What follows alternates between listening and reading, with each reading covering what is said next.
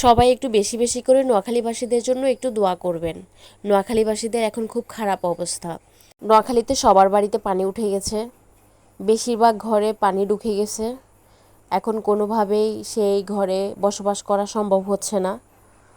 অনেক পরিবার খুব চিন্তায় ভুগছেন।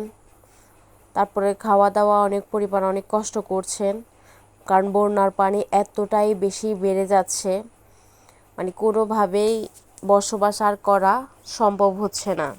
সবাই নোয়াখালীবাসীদের জন্য একটু বেশি বেশি দোয়া করবেন। আল্লাহ যেন এই বন্যার পানি থেকে নোয়াখালীবাসীকে হেফাজত করে। খুবই কষ্টে আছে নোয়াখালীবাসী।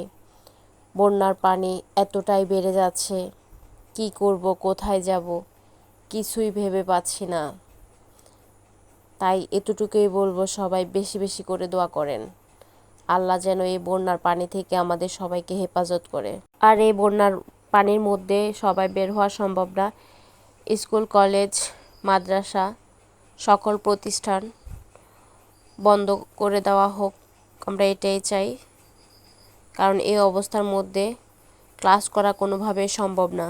যেখানে পানি ওঠে সেখানে মানবতার ফেরিওয়ালারা চলে আসেন। এখন আপনারা কোথায় নোয়াখালীবাসীর পাশে থাকেন?